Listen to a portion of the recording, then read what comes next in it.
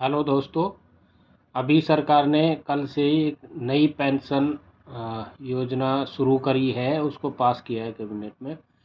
पहले old pension scheme थी, OPS. अभी यूपीएस के नाम से उसको शुरू किया है। अभी उसके मतलब अभी पास ही हुआ है, अभी पूरी उसकी स्कीम की जानकारी नहीं आई है। तो उसमें कुछ मुख्य जो अभी उससे निकल के आ रही है जानकारी, तो वो इस प्रकार है। मैं आपको इस पे थोड़ा दिखा रहा हूँ लिख कर। आप हो सकता है इसमें कुछ समझ पाएँ। मतलब मैक्सिमम उसमें समझ पाएंगे जितना अभी पास हुआ है उसके हिसाब से। उसके मुख्य बिंदु ये हैं। ओपीएस ओल्ड पेंशन स्कीम है, और यूपीएस जो अभी एनपीएस को ही बदल के इन्होंने यूपीएस किया है, लेकिन एनपीएस अलग है और यूपीएस स्कीम अलग है। यूपीएस एनपीएस का ही एक बड़ा देखा जाए तो दूसरा रूप है। अगर कोई एनपीएस को छोड़कर यूपीएस को ऑप्ट करना चाहे तो वो कर सकता है, या एनपीएस को भी ऑप्ट कर सकता है, रख सकता है। और नहीं रखना चाहे तो वो यूपीएस में जा सकता है। यूपीएस की थोड़ी जानकारी मैं यहाँ दे रहा हूँ, और इसको कंपेयर कर रहा हूँ, मतलब उसके साथ ओल्ड पेंशन स्कीम के साथ।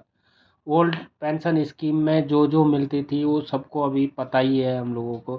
पेंशन मिलती थी, फैमिली पेंशन, और मैक्सिमम कितनी पेंशन मिलती थी, उसमें ग्रेचुइटी थी, और लीव इन कैश कार्ड मिलता था, और जीपी ऐप का पैसा मिलता था। इसमें अभी जो ओल्ड पेंशन स्कीम थी उसमें फुल पेंशन इस तरह से है, जो मैं दिखा पा रहा हूँ आपको सर। उसमें फुल पेंशन में 50% ऑफ लास्ट बेसिक पे का प्लस डीआर ये मिलता था।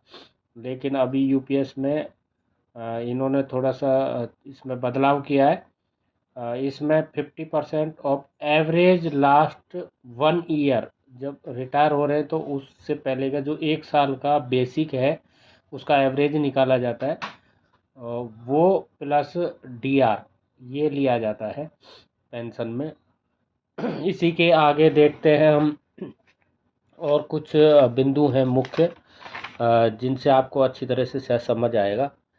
ये मैंने पॉइंट लिए हैं पुरानी पेंशन, ओपीएस के पुरानी पेंशन योजना जो है, इनको आप स्क्रीनशॉट लेके रख भी सकते हैं समझने के लिए, और या फिर देख लीजिए। इसमें जो मुख्य बिंदु है, पहले की पेंशन थी उसमें वेतन से कोई कटौती नहीं होती थी और वो पेंशन मिलती थी सरकार से। जीपीएफ की सुविधा थी, और पेंशन भुगतान सरकार की ट्रेजरी से निश्चित राशि के रूप में मिलती थी। सेवानिवृत्ति के यानी कि रिटायर होने के समय अंतिम बेसिक सैलरी का 50% तक निश्चित पेंशन के रूप में मिलता है। 6 महीने के बाद मिलने वाली महंगाई भत्ता टीयर शामिल था पुरानी पेंशन योजना में। सेवानिवृत्ति के बाद 20 लाख तक ग्रेजुएटी मिलती है, और अभी जब 50% दिया होता है तो ये 25 लाख तक हो गई है। टैक्स नहीं कटता पुरानी पेंशन स्कीम के हिसाब से, और सेवानिवृत्ति के समय जीपीएफ से कोई निवेश नहीं करना पड़ता। ये पुरानी पेंशन स्कीम के मुख्य बिंदु हैं। अभी इसके बाद एनपीएस आया था। एनपीएस में क्या था वो मैं आपको दिखा रहा हूँ। उसके मुख्य बिंदु कि उसमें 10% की कटौती होती है आपके सैलरी से एनपीएस में, जिसमें 2.5% एम्प्लॉयर देता है, और 7.5% एम्प्लॉय की सैलरी से। जीपीएफ की सुविधा नहीं है जो एनपीएस है उस स्कीम के अंदर। नई पेंशन योजना जो एनपीएस है उसमें, और शेयर बाजार पर निर्भर है क्योंकि हम इसका पैसा उसमें लगाते हैं, अतः उसकी राशि भी निश्चित नहीं है कि कितनी पेंशन मिलेगी, क्या बनेगा। और इसमें निश्चित पेंशन की कोई गारंटी नहीं है कि निश्चित पेंशन होगी, क्या होगी, वो शेयर बाज़ार पे डिपेंड है। और टैक्स देना पड़ता है जब हम इसका पैसा निकालते हैं। जीपीएफ में 40% लगाना पड़ता है, जिससे पेंशन बनती है।